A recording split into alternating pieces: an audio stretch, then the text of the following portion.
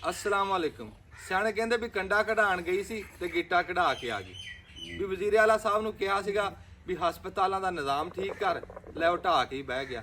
वो टैलां ही लाई जांदा, टैलां अंडरपास चंगियां भलियां टैलां लगियां ला के नवीं लाई जांदा।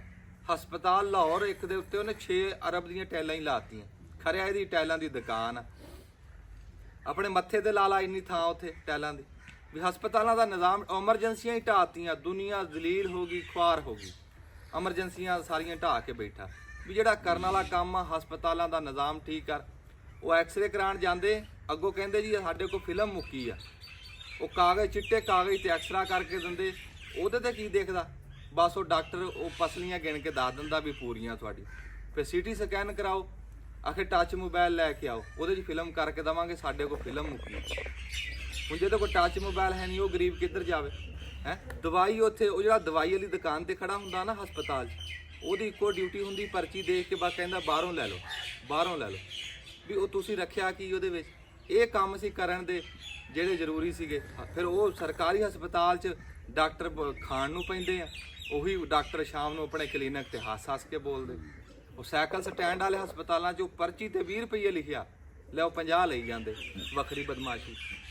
ਫਿਰ ਹਸਪਤਾਲਾਂ ਦੇ ਵਿੱਚ ਉਹ ਇਸ਼ਤਿਹਾਰ ਇੰਜ ਲੱਗੇ, ਯੰਗ ਡਾਕਟਰ ਜਿਹੜੀ ਉਹ ਤਨਜ਼ੀਮਾਂ ਬਣਾਈਆਂ ਵੀ ਜਿੱਦਾਂ ਕਿਤੇ ਜਲਸਾ ਗਾਹ 'ਚ ਆ ਗਏ। ਹਸਪਤਾਲ ਵਾਲਾ ਮਾਹੌਲ ਹੀ ਨਹੀਂ ਰਿਹਾ, ਕੋਈ ਉਹਨਾਂ ਨੂੰ ਪੁੱਛਣ ਦੱਸਣ ਵਾਲਾ ਨਹੀਂ, ਰੋਕਣ ਵਾਲਾ ਕੋਈ ਨਹੀਂ। ਵੀ ਜਿਹੜਾ ਕਰਨ ਵਾਲਾ ਕੰਮ ਆ ਉਹ ਕਰੋ। ਸਾਡੀ ਤਹਿਸੀਲਾਂ ਦੇ ਹਸਪਤਾਲ ਆ ਨਾ, ਇਹਨਾਂ ਦੇ ਡਾਕਟਰਾਂ ਨੇ ਬਸ ਡਿਗਰੀ 'ਚ ਇੱਕੋ ਗੱਲ ਸਿੱਖੀ ਆ ਵੀ ਰੈਫਰ ਕਰਨਾ ਸਿੱਖਿਆ, ਇਹਨੂੰ ਫੈਸਲਾਬਾਦ ਲੈ ਜਾਓ। ਇੱਥੇ ਸਮੁੰਦਰੀ ਸਾਡੇ ਟਰਾਮਾ ਸੈਂਟਰ ਬਣਿਆ, ਨੀਰਾ ਡਰਾਮਾ ਸੈਂਟਰ ਬਣਿਆ।